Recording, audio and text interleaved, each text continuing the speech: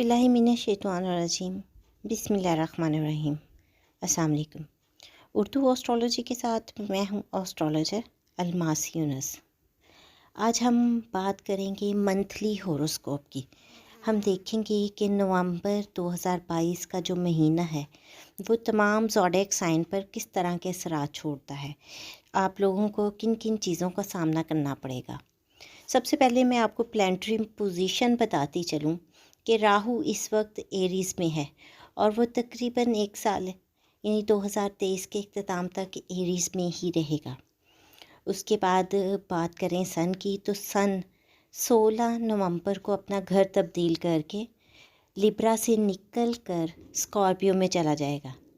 Saturn इस वक्त stationery condition में है और ज़हल यानी सैटर्न 23 अक्टूबर को डायरेक्ट हो जाएगा। जुपिटर जो कि इस वक्त रेट्रोग्रेड हालत में है, 24 नवंबर को वो भी डायरेक्ट हो जाएगा। तो जब ये प्लैनेट अपनी पोजीशन या अपना घर या अपनी कंडीशन को तब्दील करते हैं तो उसके मुताबिक चीज़ें बदल जाती हैं। तो हम इन तमाम चीज़ों को मद्देनज़र रखते हुए अपने ज़ोडिएक साइन को एक्सप्लेन करेंगे। लेकिन मैं आप लोगों को बताती चलूँ कि मैं हमेशा मंथली ज़ायचा लगन को लेकर लिखती हूँ, तो आप लोग अपनी लगन के मुताबिक अपने ज़ायचा को देख सकते हैं। प्रेडिक्शन की तरफ बढ़ने से पहले मैं आप लोगों से कहना चाहूँगी कि अगर अभी तक आपने मेरे चैनल को सब्सक्राइब नहीं किया तो सबसे पहले इसको सब्सक्राइब कर लें और बेल आइकन को प्रेस कर दें ताकि मेरे आने वाली वीडियोस के नोटिफिकेशन सबसे पहले आप लोगों तक पहुंच सके। आज हम मंथली होरोस्कोप में जिस ज़ोडिएक साइन पर बात करने वाले हैं वो है लियो यानी कि बुर्ज असद। तो बुर्ज असद का हाकिम सियारा शम्स है जो इस वक्त बुर्ज मेज़ान में हालत हबूत में है। यहाँ पर आप लोगों का ये टाइम कुछ ख़ास अच्छा दिखाई नहीं देता, लेकिन जैसे ही शम्स 17 नवंबर को अपना घर तब्दील करेगा तो ये तमाम चीज़ें आपके लिए बहुत ज़्यादा फ़ायदेमंद साबित होंगी। शम्स आपके 5th हाउस में इस वक्त हबूत में है और ये वो घर है जहाँ ग्रहण भी लगा हुआ था। इनके बायस आप अपने बहन भाइयों के साथ अपने ताल्लुकात ख़राब कर सकते हैं या हमसायों के साथ कोई अनबन या कोई ऐसा मसला आ सकता है जो कि आपकी लड़ाई और बहस मुबाहिसे का बायस बने। आप लोगों को चाहिए कि बहुत ही पुरसकून रहें और बहुत अच्छे अंदाज से अपने ताल्लुकात को बेहतर बनाएं। आपके साथ किसी भी किस्म के डॉक्यूमेंट्स के इशू आ सकते हैं। 17 नवंबर को जैसे ही शम्स घर तब्दील करेगा तो आपकी ज़िंदगी में कदरे सुकून हो जाएगा। आपके 2nd हाउस का लॉर्ड 3rd हाउस में है। फैमिली में ये आपको डिस्टर्बेंस दे सकता है। छोटे बहन भाइयों के साथ आपके क्लैशेस बन सकते हैं। छोटे बहन भाइयों के साथ लड़ाई झगड़ा हो सकता है। फैमिली डिस्टर्बेंस हो सकती है। 3rd हाउस लॉर्ड अपने ही घर में हबूत याफ्ता शम्स के साथ बैठा है। यहाँ पर आप लोगों को बहुत सारी परेशानियाँ दे सकता है। 16 नवंबर तक आपने बहुत ज़्यादा एहतियात करनी है। आपने अपनी कम्युनिकेशन में बातचीत करते हुए बहुत मोहतात रहना है। आपने अल्फाज का चुनाव बहुत सोच समझ कर करना है। 4th हाउस लॉर्ड जो है वो आपके 11 हाउस में बैठा है और मार्स है और रेट्रोग्रेड हालत में है। तो यहाँ पर आपकी वालदा की सेहत बहुत ज़्यादा डिस्टर्ब हो सकती है। आपको बहुत ज़्यादा ख्याल रखना है। अगर आप प्रॉपर्टी या गाड़ियों की ख़रीदो फ़रोख्त से मुतल्लिका कोई काम कर रहे हैं या आपके कोई मामलात चल रहे हैं तो आपको तब भी बहुत ज़्यादा एहतियात करनी है। यहाँ आपका गुस्सा आपके दिमाग पर सवार रहेगा और आप लोग किसी भी किस्म का फ़ैसला लेते वक्त गलती कर सकते हैं। आपके 5th हाउस का लॉर्ड जुपिटर 8th हाउस में रेट्रोग्रेड हालत में बैठा है। یہاں شادی شدہ افراد کو اولاد کی طرف سے پریشانی دے سکتا ہے۔ آپ لوگوں کو بہت زیادہ محتاط رہنا ہے۔ صدقات کا اہتمام ضرور کیجیے گا۔ یونیورسٹی کے طالبات کو بہت محتاط رہنے کی ضرورت ہے۔ اپنی صحت کا بھی بہت خیال رکھیں اور کوشش کریں کہ اپنے راز پوشیدہ رکھیں۔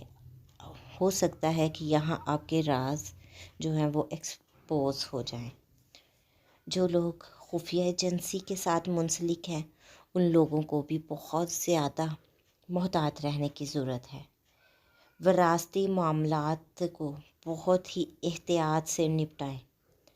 سسرال میں بہت محتاط رویہ اختیار کریں۔ اگر آپ لوگوں کو کسی سے قرض واپس لینا ہے یا کسی کو لون دیا ہوا ہے اور واپسی کے بارے میں آپ سوچ رہے ہیں تو فی الوقت آپ کو یہ واپسی ناممکن نظر آتی ہے۔ اپنی صحت کا بہت سا خیال رکھیے۔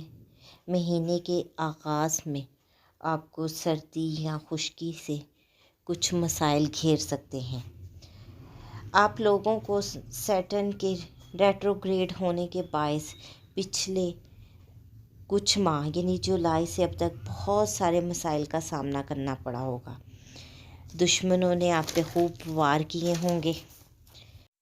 لون لینے کے لیے آپ ہو سکتا ہے کہ بہت ساری کوششیں کر چکے ہوں اور وہ اپروو نہ ہوا ہو۔